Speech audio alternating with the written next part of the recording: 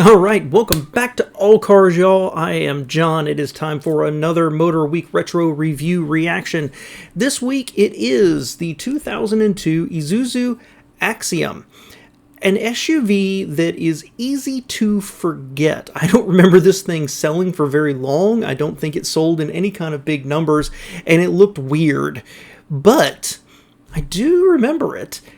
I'd forgotten about it, but I do remember it, and I'm surprised that Motorweek actually had a review of it. So I'm excited to see this one. Certainly, as SUVs continue to become more and more popular over the years, everybody tried to sell them.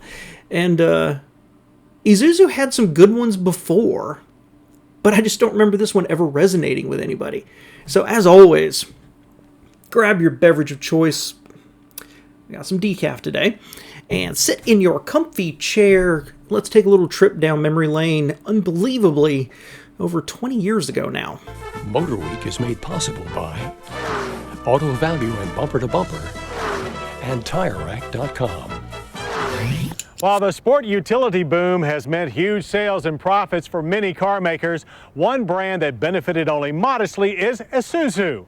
Their rodeo and trooper SUVs just never struck gold with buyers. In fact, some critics, as well as part owner General Motors, want Isuzu out of SUVs completely. What? So, hold on. I mean, I guess in terms of total number of sales, I don't know those off the top of my head from over 20 years ago. But the rodeo was, in my world, as someone back then who owned Jeeps and was modestly into off-roading, I had respect for the rodeo. I had a ton of respect for the Trooper. Maybe not the Amigo, but maybe they're talking about just sales overall, but certainly I respected the videos. Isuzus were always reliable, durable, but crude. That's my opinion. But General Motors wanted them out? That's kind of news to me, honestly. But let's see what they say. But the folks at Isuzu are determined, and the SUV they hope to ride to the promised land is the eye-catching Axiom. Has Isuzu's time finally arrived? The folks at Isuzu call the 2002 Axiom a vehicle for the 21st century. And in keeping with that theme, the name Axiom was chosen from nearly 47,000 entries in a website naming contest. Now that's pretty forward-thinking stuff. And that line of thought is fairly evident in the Axiom's sleek, head-turning exterior. Derived from the ZXS concept car, a massive louvered grille and fascia topped by cat's eye headlamps fronts a profile with a rising shoulder line and tapered roofline that spans a modest 106.4-inch wheelbase, the same as the rodeo chassis on which Axiom is based, before meeting at the vertical one-piece hatch at the rear. But underneath the Axiom... Okay, I'm going to go back just a little bit here, guys. Let's talk about... There it is. The front, real quick. This... I don't know what to say. This is not an attractive car. It is, however, I think, very forward-thinking.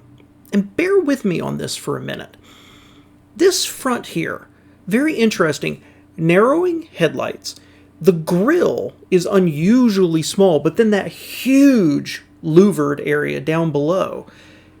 I mean, you take that idea, and all of a sudden, you're talking about what Lexus is doing, and basically what all the manufacturers are trying to do with bigger and bigger, grills to have some presence out there. This is done, I don't know, great value, right? Great value SUV. But the idea is there to be very much what contemporary SUVs are doing a lot of times. Down the side, I mean, if I just flash that up on the screen, you'd probably look at that and say, oh, that's like a Lexus GS, right? Or something like that. The rear, let me go back here where they show the rear, if I can get to it. There. I mean, that looks like a combination of a Mitsubishi Montero and a more contemporary Honda CR-V. This, don't flame me in the comments, but I'm serious. This car, this SUV, has a lot of touches that I think became more styling acceptable later on. Together, they look chunky and awkward. But I'm not sure on the exterior Isuzu wasn't just ahead of their time a little bit here. I'm shocked. At the vertical one-piece hatch at the rear. But underneath the Axiom's svelte 21st century skin, you'll find plenty of traditional SUV engineering. Rather than provide Axiom with a unibody chassis like some competitors, Isuzu chose to heavily modify the Rodeo's more rugged body-on-frame. The box section ladder frame is braced with 8 cross members for added rigidity. It connects to the road via a front-independent unequal-length A-arm suspension with torsion and stabilizer bars, while at the rear is a 5-link coil spring design, also with standard stabilizer bar. The whole package is, in turn, governed by the second generation of Isuzu's intelligent suspension control. A dedicated CPU receives input from a multitude of sensors and, in turn, adjusts shock absorber damping to control dive, squat, and body roll. There's also a switch for selecting comfort or sport suspension modes. Riding on standard 17-inch alloy wheels wrapped in 65 series rubber, the Axiom delivers a solid, secure ride that is more sport sedan than sport ute. The engine speed-sensitive rack and pinion steering is responsive with a nicely weighted feel, but it could use a little more precision for turn-ins.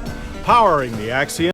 Man, they went on and on about the chassis and suspension there, didn't they? That was kind of unusual.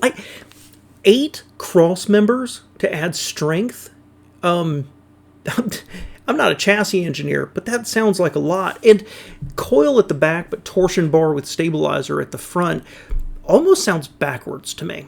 I don't know. I mean, they took an older chassis and they updated it for this, and then gave it, their most advanced suspension system, and their overall comments here seem to be relatively positive. Interesting. Is the Trooper's 3.5-liter all-aluminum twin-cam 24-valve V6, but uprated to 230 horsepower with 230 pound-feet of torque. A variable intake pent-roof combustion chamber design and numerous low-friction tweaks make for smooth power delivery. With 200 pound-feet of torque,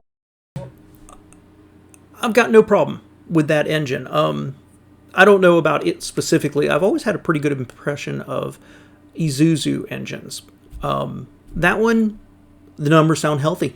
At just 1,200 RPM and a precise drive-by-wire throttle, the Axiom is off the line smartly with a good 0 to 60 time of 9.3 seconds. And although torque peaks at 3,000 RPM for off-road use, there's still plenty of oomph left in the upper reaches of the power band for pavement passing. The Axiom comes in 2-wheel and 4-wheel drive. 4x4s are equipped with Isuzu's torque-on-demand 4-wheel drive system. This full-time setup runs in rear-wheel drive until wheel slip is detected. Then up to 50% of the torque goes to the front wheels. Ample ground clearance and a transfer case with low gear makes the fashionable Axiom very off-road capable.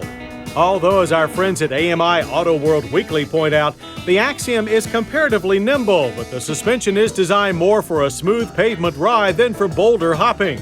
But then, when is the last time you took your SUV on anything rougher than gravel? The Axiom's interior accommodations are anything but rough. Available in base and XS trim, our XS tester came with comfy and supportive heated leather seats with 4-way power for the driver. A power passenger seat is optional. The driver faces a leather-wrapped tilting steering wheel and a snappy-looking gauge cluster that still conveys data in a concise, straightforward manner. To the right, the multi-information display is a little more confusing, however, with info for the stereo, climate controls, trip computer, clock, and digital compass. The controls for the stereo with cassette and console-mounted 6-disc changer and the automatic climate controls are also integrated into a single unit. And although climate controls are silver and audio are black, their close proximity takes some getting used to. Rear seating is adequate and comfortable for 2 adults, but 3 across is still a squeeze. On sale in April. that I'm stunned, guys, in case you haven't figured that out yet. I have very little problem with that interior. That combined information display, I get what they're saying. That's a little confusing. They compiled a lot of junk in there, and I imagine that glancing over at it for the clock, for example, a little too much information. This was 22 years ago. Let's cut them some slack for how it's arranged. But it's set back, right, so that it doesn't glare as much. They didn't say that. The gauges are fine, and it has available power passenger seat.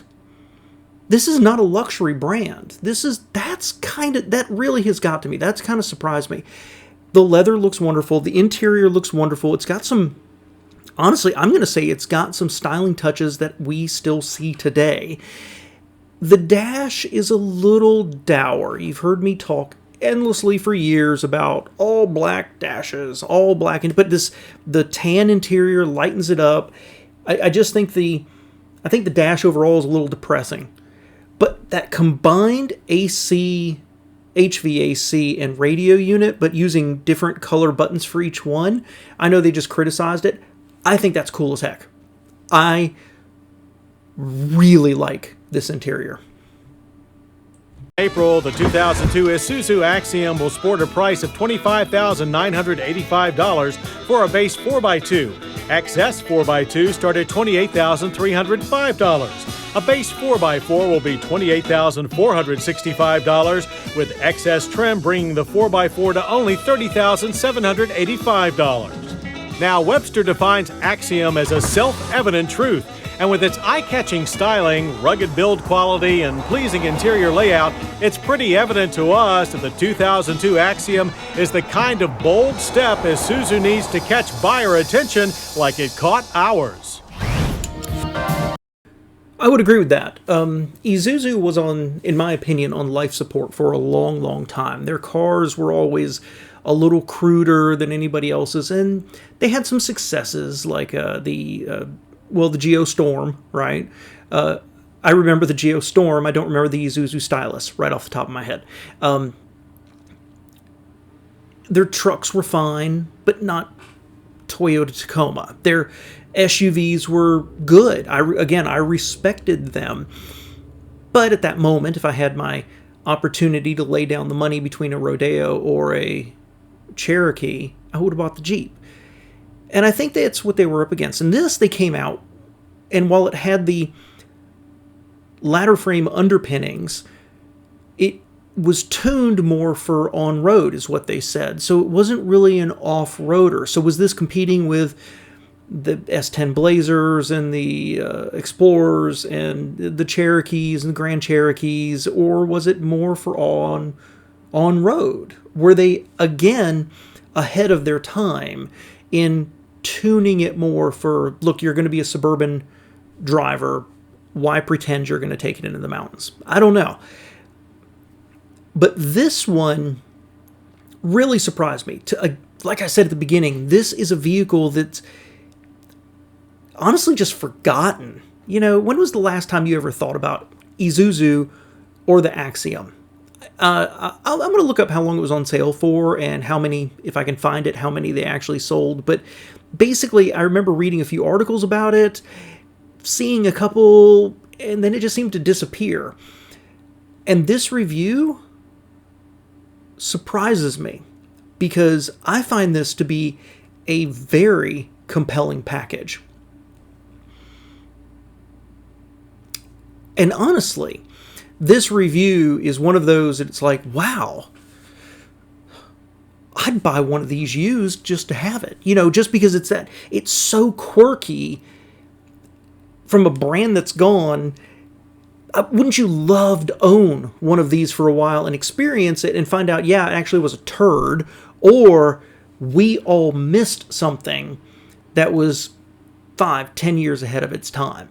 I don't know. That's kind of how I feel about it. Let me know your thoughts below, especially if you ever owned one for any length of time, how this thing actually wore on as a daily basis, right? I appreciate you being here, guys. Let me know below.